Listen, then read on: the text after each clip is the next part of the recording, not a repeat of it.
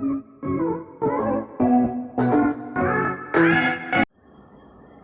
हिंद दोस्तों, एक बार फिर हाजिर हूँ आपके सामने एक नया टॉपिक लेकर। आज हमारा टॉपिक डीसी कंपाउंड मोटर रहेगा। जो पिछला टॉपिक था हमारा वो था DC shunt motor and DC series motor. यदि आप मेरे चैनल पर नए हैं तो मेरी प्लेलिस्ट पर सभी वीडियो उपलब्ध हैं, वहाँ जाकर देख सकते हैं। और रही बात सब्सक्राइबर की, तो आप बिना कहीं वो तो कर ही दोगे। मैं कितना ही बोलूँगा तो आपका मन होगा तो आप सब्सक्राइब करोगे। इसलिए हम ज़्यादा टाइम बर्बाद ना करते हुए सीधा हमारे टॉपिक पर आते हैं। जो हमारा टॉपिक है वो है डीसी कंपाउंड मोटर। देखिए डीसी कंपाउंड मोटर होती क्या है। देखो डीसी कंपाउंड मोटर सीरीज़ तथा शंट का मिश्रित रूप होती है। ये कंपाउंड मोटर क्या करती है, इसमें सीरीज़ वाइंडिंग भी होगी और शंट वाइंडिंग भी होगी। एक वाइंडिंग आर्मेचर के श्रेणी क्रम में होगी, दूसरी वाइंडिंग आर्मेचर के किस क्रम में होगी, समांतर क्रम में होगी। देखो आगे देखो, इसमें मुख्य चुंबकीय फ्लक्स उत्पन्न करने हेतु शंट फील्ड फ्लक्स व सीरीज फील्ड फ्लक्स होता है। इसमें दोनों वाइंडिंग क्या करती हैं, चुंबकीय फ्लक्स उत्पन्न करती है। ये दो प्रकार की होती है। ये मोटर भी कितने प्रकार की होती है, दो प्रकार की होती है। कौन कौन सी होती है, कम्युलेटिव कंपाउंड मोटर और डिफरेंशियल कंपाउंड मोटर। कितने प्रकार की होती है, दो प्रकार की होती है, कम्युलेटिव कंपाउंड मोटर और डिफरेंशियल कंपाउंड मोटर। सर्वप्रथम पढ़ते हैं कम्युलेटिव कंपाउंड मोटर के बारे में। ये क्या होते हैं, देखो इस प्रकार की मोटर कनेक्शन के आधार पर शॉर्ट शंट और लॉन्ग शंट होती है। देखो इसको वापस दो प्रकार से बांटा जाता है, किस कनेक्शन के आधार पर। कौन कौन सा कनेक्शन, शॉर्ट शंट और लॉन्ग शंट। जो आपकी शंट वाइंडिंग होगी उसके कनेक्शन हम दो प्रकार से करेंगे। एक तो शॉर्ट करेंगे, मतलब उसका रास्ता छोटा करेंगे, एक दूसरा उसका रास्ता क्या कर देंगे, लंबा कर देंगे। तो वो दो प्रकार की हो गई। इस मोटर में शंट फील्ड व सीरीज फील्ड दोनों होती है। इस मोटर में भी क्या होती है, दोनों होती है, सीरीज फील्ड भी होती है और शंट फील्ड भी होती है। इसकी गति शंट मोटर की तुलना में क्या होती है, कम होती है। इसकी जो कंपाउंड मोटर की जो गति होती है वो शंट मोटर की तुलना में क्या होती है, कम होती है। अब देखो इसके यदि डायग्राम की बात करें तो डायग्राम देखिए इसके। अब देखो ये है आर्मेचर, क्या है, आर्मेचर है। अब आर्मेचर के श्रेणी क्रम में कौन सी वाइंडिंग जुड़ी है, यह है सीरीज वाइंडिंग। D1 D2 जहाँ पर लिखा है वो होती है सीरीज वाइंडिंग।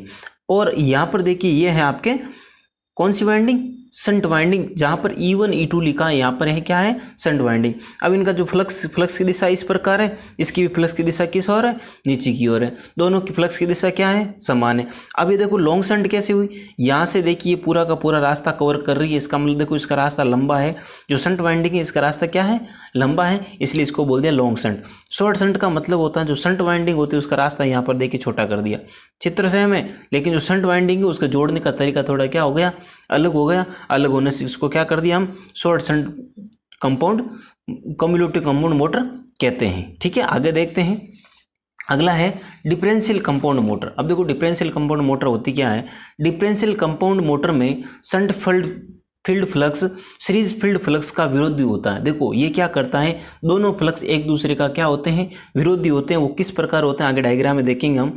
कनेक्शनों के आधार पर डिफरेंशियल कंपाउंड मोटर दो प्रकार की होती है। ये भी कनेक्शन के आधार पर कितने प्रकार की होगी, दो प्रकार की होगी। कौन कौन सी, long shunt differential compound motor और short shunt differential compound motor. अब देखो लॉन्ग शंट की बात करें, इसका किस प्रकार डायग्राम होता है।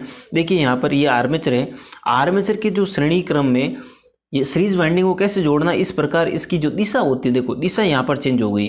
पहले वाला आपका डायग्राम देखा था कंपाउंड मोटर का, कम्युलेटिव कंपाउंड में क्या था, इसकी जो इसकी दिशा किस ओर थी, फ्लक्स की दिशा इस ओर थी। लेकिन इसमें देखो यहाँ पर फ्लक्स की दिशा कहाँ है, ऊपर की ओर है। लेकिन यहाँ पर शंट वाइंडिंग में देखिए इसके फ्लक्स की दिशा किस ओर है, नीचे की ओर। तो दोनों में फ्लक्स की दिशा एक दूसरे के विपरीत होने के कारण ये क्या करते हैं, एक दूसरे के विरुद्ध हो जाते हैं। अब देखो ये था लॉन्ग शंट। लॉन्ग शंट का मतलब है देखो यहाँ पर देखो इसका रास्ता बहुत लंबा है, इसलिए इसको बोल दिया लॉन्ग शंट। अब इसी की बात करें यदि शॉर्ट शंट। अब देखो शॉर्ट शंट में क्या होता है, यहाँ पर जो आपके यहाँ पर शंट वाइंडिंग थी और यहाँ पर शंट वाइंडिंग, देखो अलग अलग फर्क है। यहाँ पर शंट वाइंडिंग का रास्ता इतना ही है, ये शंट वाइंडिंग का रास्ता है।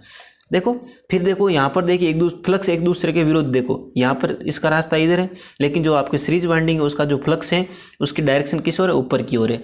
तो दोनों क्या होते हैं, दोनों फ्लक्स एक दूसरे का क्या करते हैं, एक दूसरे के विरोधी होते हैं। आगे देखो भार बढ़ने के साथ इसकी गति भी बढ़ती है।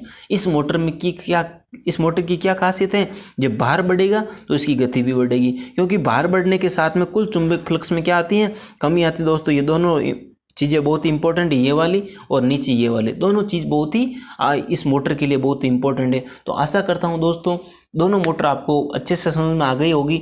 यदि मेरी पढ़ाई आपको समझ में आता है तो अपने दोस्तों के साथ ज़रूर शेयर कीजिएगा और ऐसे ही वीडियो मैं आपके समक्ष लाता रहूँगा। तो मेरे चैनल को जल्दी से सब्सक्राइब कर ले और बेल आइकन दबाना ना भूले, जिससे क्या होता है आपके मेरी आने वाली जो वीडियो है आप तक जल्दी से जल्दी पहुँचे। जय हिंद दोस्तों।